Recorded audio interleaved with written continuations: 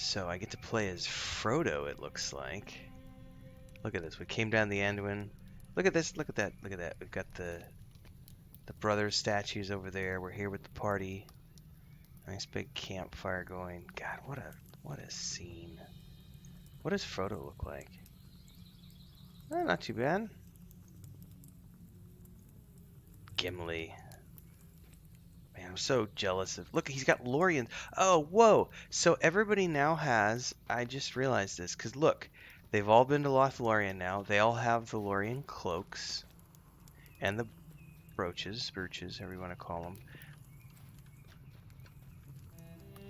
That's so cool. Quiver's a little funky there, Legolas.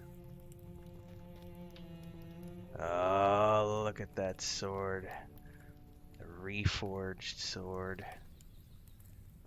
Are the clouds moving? They are indeed. Alright, let's talk to Aragorn. Well, Frodo, the choice is upon us at last. In Rivendell you are appointed the bearer of the great burden, and this company has escorted you through the wilderness, beneath the mountains, along the great river. All of us have done so in friendship and with an understanding of the errand's great need. But now the path splits. Boromir has said from the beginning that his road leads to Minas Tirith and the war against the Shadow that surely must be coming. But that way is not the way to the fire, and it is the fire that your burden must be carried. What is the fate of the company? Do we go to Boromir's city, to Minas Tirith, or do we cross the river and make for the land of Shadow? What should we do?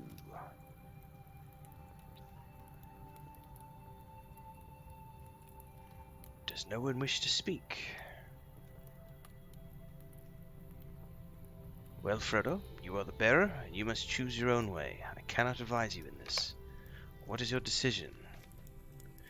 You need time to decide? I understand. It is no easy decision. None of these have been easy decisions. If only Gandalf were here. I have tried to play his part as best I can, but I am not he, and the ways of wisdom are shut to me. I am sorry I cannot help you with this decision, Frodo, but it is yours to make, and I do not want to sway your mind one way or the other. You shall have an hour, Frodo, and we shall leave you alone to decide. We will stay here, and you will walk as you will, but do not stray out of call. There are orcs about. Walk northwest of Parthgalen, so you may be alone with your thoughts.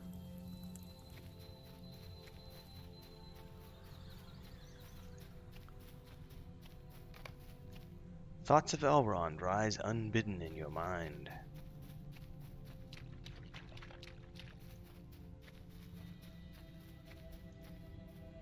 The ring you bear is the one, the ruling ring sought by Sauron above all else. The evil he could work with it would be uncurable. It must be destroyed. There are those who would use the ring and not destroy it. The temptation to use the ring, even for good, is overwhelming. That is its power and its danger. Liam asks, when is the audiobook narrated by me for Echoes of the Past coming?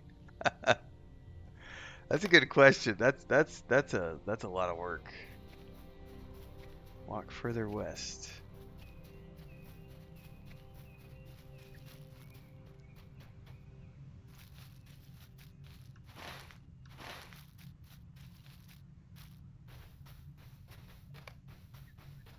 Thoughts of Galadriel rise unbidden in your mind.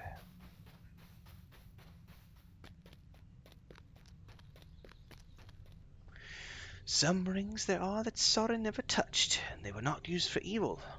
They were used for growth and prosperity, and much beauty was wrought with these. The 3 elven rings belong to this worthwhile group. You remember the look of sadness on Galadriel's beautiful face when she spoke of this in Lothlorien. If you fail your quest, Frodo Baggins, the workings of the 3 will be laid bare before Sauron, and he will control all. But if you should succeed, even then there will be little happiness for elves.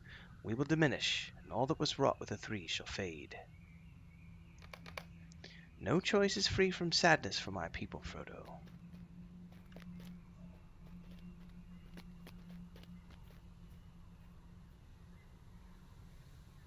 Galadriel Lorien would have happened what should happen. Even should it mean all her good works in this Middle Earth disappear and are forgotten.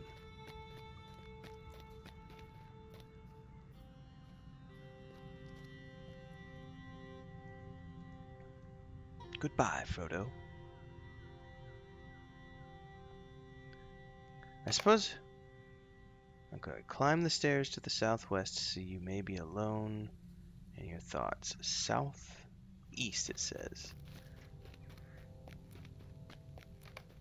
Thoughts of Gandalf rise unbidden in your mind.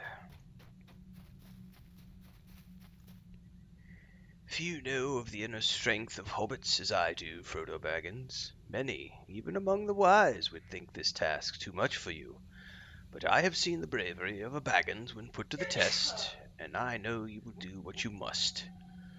The memory of Gandalf's warm smile fills you with deep regret. Yes, there is a sadness on any difficult road. You must prepare for war if you are faced what must lie ahead. Your friends are dear to you, but you must be prepared for this truth, Frodo Baggins.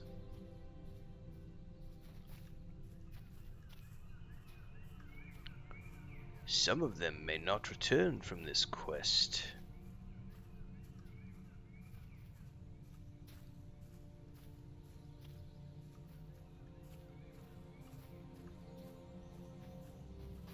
If that is why you delay, the quest is already lost.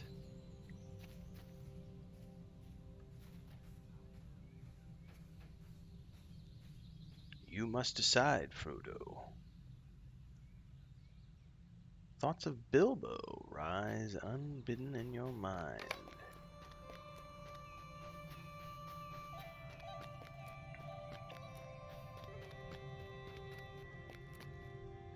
Oh, Frodo, my lad, what have we gotten ourselves into? Trouble and bother! Your memory of the old hobbit makes you smile in spite of yourself, and you realize how badly you miss him. Something had to be done, Frodo. All these important people with their endless meetings and councils weighing important matters when all it needs is the application of some good hobbit sense. You at least need to go to Mordor, Frodo, my boy. Isn't it so? As long as you have the ring, it is your burden to bear, as it was mine. Merry and Pippin and Sam, they would be fine. The others would watch out for them. If you bear the ring away, as it is your task to do, our friends will be in less danger. It will not be easy, Frodo, my boy, but it would be for the best. As long as our friends accompany you, their lives are in danger. You don't want that. Best to go alone to Mordor. Aragorn and Boromir are strong men. They will take care of our friends.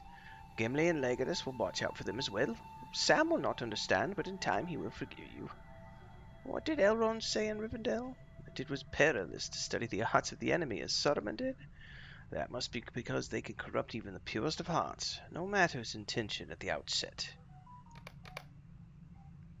You feel a presence behind you. Frodo, there you are. I was worried about you. I know you said you wanted to be alone, Frodo, but you're simply too important to go wandering alone. If Aragorn is correct in his guess, it means the orcs have already crossed the river. They could be in the woods even now. May I stay and speak with you now that I have found you?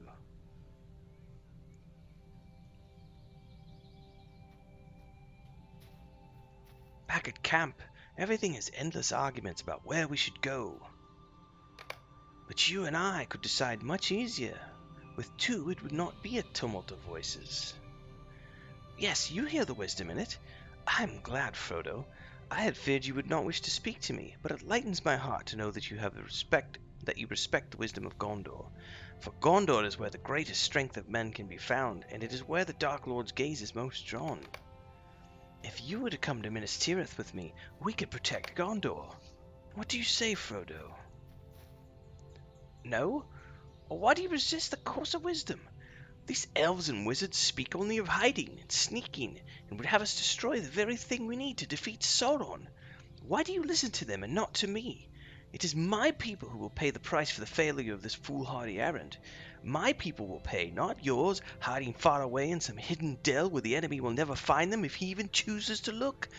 But he looks to Gondor. Yes, he does. And he will kill its people. And they will look to me and ask, why was I not able to protect them?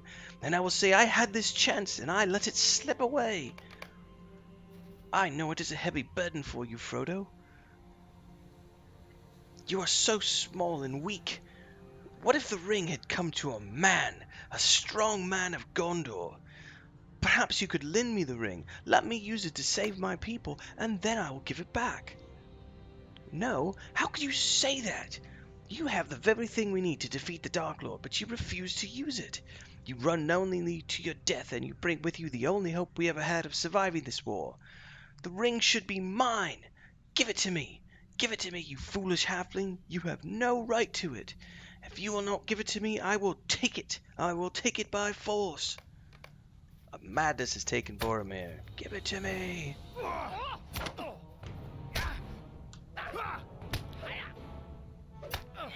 I'm putting on the ring. Woohoo! What? Where did you go? Cursed halfling! Escape from Boromir, Frodo. Run up the stairs to the east, to the summit of Amon Hen.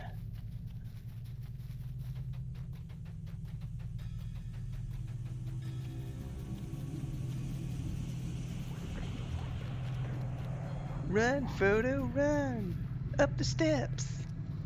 Wait, I was doing my Forrest Gump voice instead of Bilbo's voice.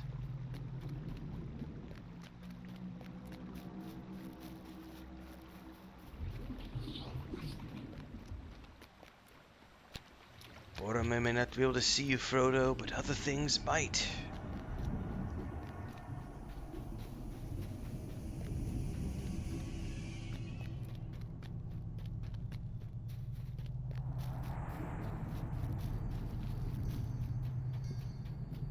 Frodo, you do not know your danger.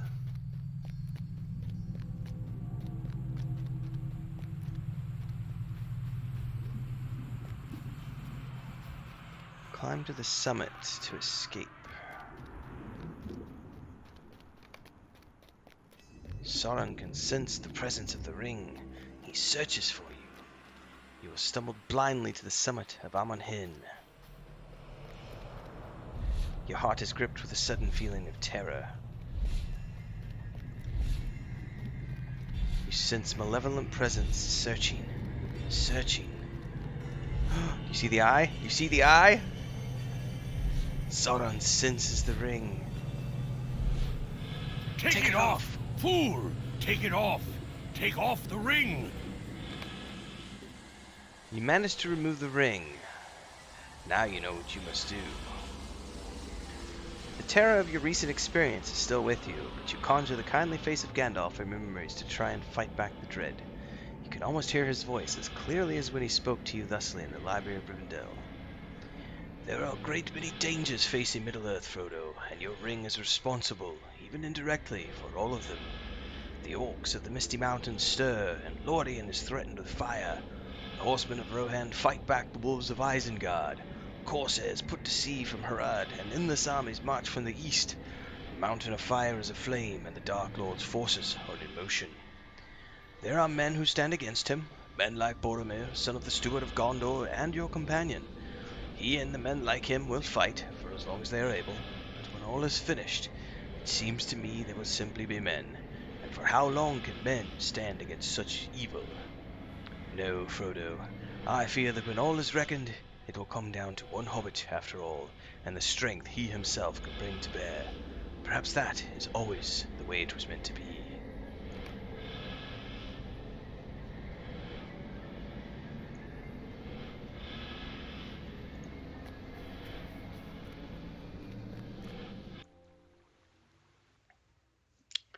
So that's a cool little instance.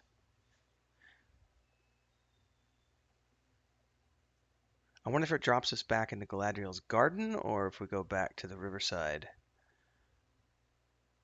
with the rest of the Fellowship.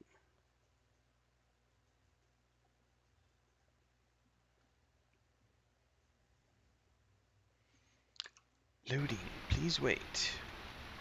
So it puts us back here at Galadriel's garden. Still, good times. This is one possibility among many. It is a troubling one, to be certain. They may have need of your help. I want you to travel south along the river Anduin, Telemar, and see what has befallen our mutual friends. None of the visions I have seen in the waters give me any hope that they have avoided the dangers of which they walk. If you can aid them, even in the smallest way, it may be enough. Nona should go with you, if she still desires to do so. I have known her for just a short time, but I do not think she wishes for anything but to adventure with you. Let her be an aid to you on a dangerous road. That was a really cool little instance. And that's just one of the many reasons I love LOTRO. Lots of fun little stuff like that.